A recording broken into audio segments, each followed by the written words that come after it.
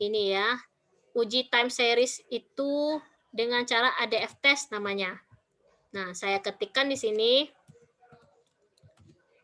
T-series. Nah, jadi T-series itu uji stasionaritas pada time series. Nah, karena makanya dari awal package kita harus ada gitu. Package-nya yang package mana? T-series gitu. Nah, lalu ada tanda titik 2 ya, titik 2 lagi karena itu adalah bentuk maksud memang codingnya gitu. Coding dari R-nya itu gitu gitu. Nah, lalu ada ADF test. ADF titik test. Augmented Dickey-Fuller test. Nah, augmented Dickey-Fuller test atau ADF test itu adalah salah satu pengujian stasionaritas data. Nah, variabelnya apa? Tanda kurung, variabel yang pertama dulu kita cari, COVID yang negatif. Nah, seperti apa? Lalu kita running untuk stasionaritas datanya. Nah, di bawah ada hasil augmented Dickey-Fuller test atau uji stasionaritas data. Nah, di situ kelihatan tuh, kalau nilai ini ya, ada log ordernya 5, lalu ada p-value-nya 0,05. Nah, berarti ini kan datanya tuh lebih besar dari 0. Jadi kalau dia stasionaritas di tingkat level, itu nilainya harus lebih kecil dari 0,05 ya.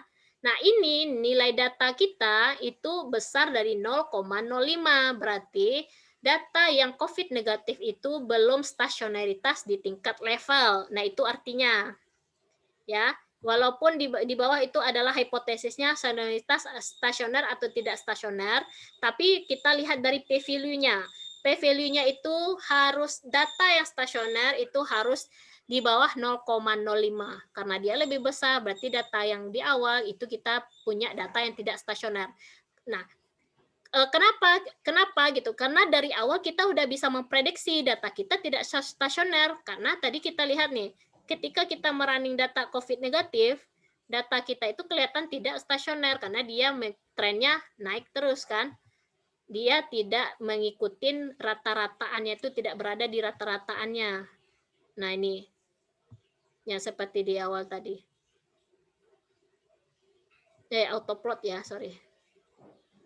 Autoplot.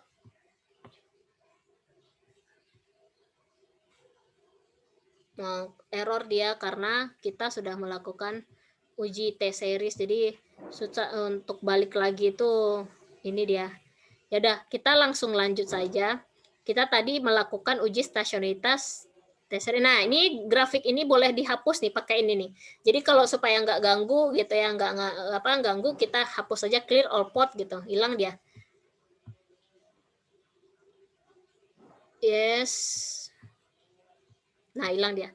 Nah, tadi kita udah punya tadi uji stasionaritas pakai Dickey-Fuller test. Dickey-Fuller test itu ternyata tidak stasioner tingkat level. Apa yang kita lakukan? Berarti kita harus melakukan differencing data. Nah, differencing data itu harus ada kode differencing gitu. Berbeda dengan model ini. Kalau ini kan ini time series-nya harus diuji, data time series-nya harus diuji ADF test. Nah, sekarang tidak stasioner harus dilakukan differencing data. Differencing data itu misal kita beri penamaan diff underscore COVID negatif. Nah, berarti kita melakukan differencing ya terhadap data COVID negatif yang tidak stasioner di tingkat level. Nah, tanda kecil minus gitu difference karena kita melakukan differencing terhadap tanda kurung ya terhadap COVID negatif gitu ya. Nah, koma diferensialnya pada level berapa? Berarti kita punya level 1. Berarti kita ketik sama dengan 1. Nah, berapa hasil diferensial di tingkat first difference gitu. Nah, coba kita lihat lagi. Nah, bentar ya. Nah, difference negatif.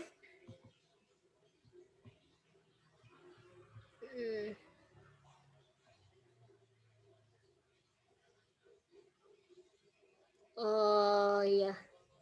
Ini karena kita udah melakukan autoplot nih.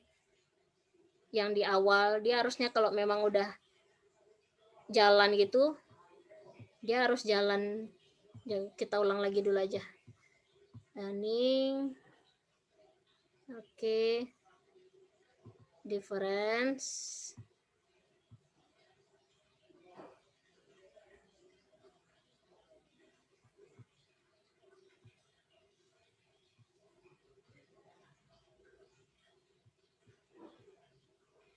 Nah, kita lihat T-series-nya.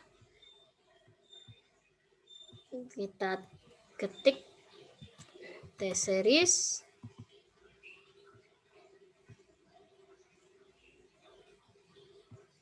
Ini kenapa nih? Oh, nah ini dia. Nah, jadi tadi kan kita mengkodekan kita harus melakukan differencing ya. Differencing ini keterangan ya, ini differencingnya terhadap Q1.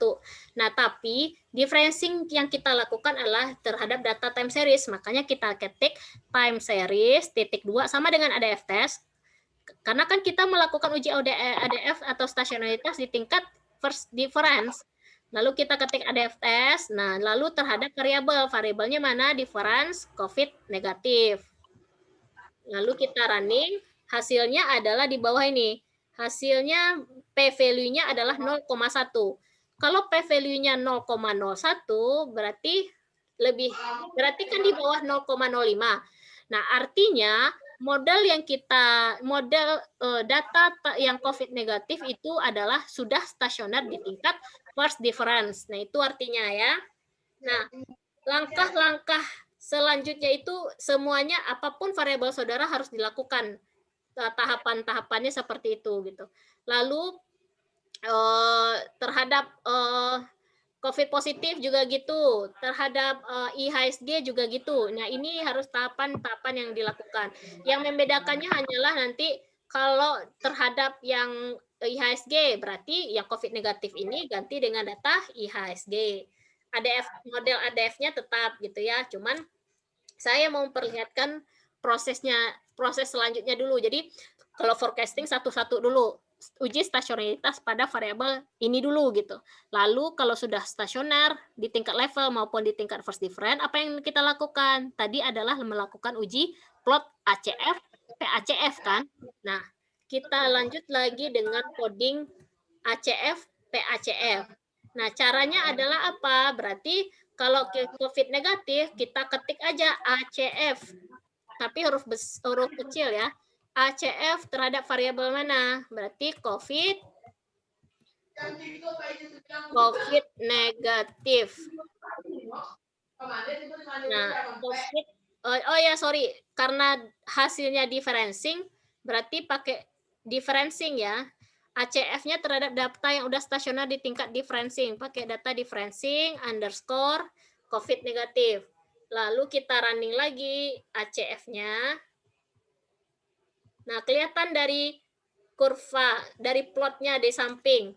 Itu plot kita itu punya ACF, data ACF. Coba dilihat. Nah, data ACF kita itu punya nilai lag-nya yang di atas garis biru itu ada 1 ya, lag 1. Ya. Nah, nanti kita lanjutkan berarti kita udah punya data ACF berada di lag 1 ya. Walaupun ada lag 2 seterusnya di sini itu maksudnya gini, pengaruh lag-nya itu lag mana yang muncul gitu. Bukan tapi karena dia ya kita ingat dulu yang ACF itu adalah cut off gitu ya. Kalau cut off berarti dia harus memotongnya langsung secara perlahan. Nah, di sini berarti kelihatan lag-nya adalah berarti di lag 1 model kita. Ya. Lalu kita lihat lagi PACF-nya. PACF. Ini sebenarnya gini ya, ini mohon maaf kalau seandainya masih ada yang banyak yang tidak mengerti gitu. Karena kita memang kalau saudara yang gini ya, kalau anak ekonominya itu taunya prosesnya aja, berarti stasioner ada uji Dickey-Fuller test, ya udah kita langsung running data itu gitu, tanpa kita tahu maksudnya gini, tidak terlalu fokus kepada secara statistikanya. Ya penting maksudnya tahapan-tahapannya itu paham. Misalnya kayak panel data. Apa yang kita lakukan kalau panel data? Panel data nggak perlu uji stasioner gitu ya. Dia langsung aja misalnya ujinya uji uji apa namanya? Ada 4 ya, uji Hausmann test kayak gitu-gitu. Nah, itu prosesnya aja yang perlu kita tahu kan. Kalau anak yang teknik enggak gitu, dia harus paham coding-coding ini gitu. Harus paham arti-artian statistika dari grafik-grafiknya gitu. Nah, karena kita belum ada ilmu di situ, makanya masih mungkin banyak yang masih bingung. Tapi kita langsung lanjut aja. Mudah-mudahan walaupun saya ngolahnya forecasting, walau yang saudara tidak melakukan penelitian ini gitu, tapi paling tidak ada tambahan ilmu sedikit gitu mengenai model forecasting. Nah, kita lakukan PACF. Nah, ini data yang PACF, partial ACF-nya. Nah, coba dilihat. Nah, berarti kan dia tail off-nya itu turunnya atau naiknya secara perlahan-lahan atau tidak? Kalau dari model ini gitu ya, kalau dari model ini dilihat itu datanya tidak secara perlahan karena yang saja perlahan-perlahan itu kan dari yang tinggi dulu dia habis itu dia turun dikit, habis itu dia turun dikit sampai dia menuju garis yang warna biru. Kan seperti itu yang tail off. Tetapi dari model difference COVID negatif nampaknya tidak seperti itu. Makanya yang dari model PACF itu nanti dia adalah model arimanya itu nanti pasti 0,11 karena yang 0, arima yang dalam bentuk model ya arima 011 modelnya karena PACF-nya tidak turun secara perlahan jadi autoregresifnya di sini nilainya sepertinya 0 gitu lalu diferensinya 1 lalu nilai moving arima dari COVID negatif yang tadi yang cut off yang tadi itu nilainya lag-nya 1 makanya ditulis 1 itu tapi itu nanti saya jelaskan yang penting kita proses tahapan-tahapannya dulu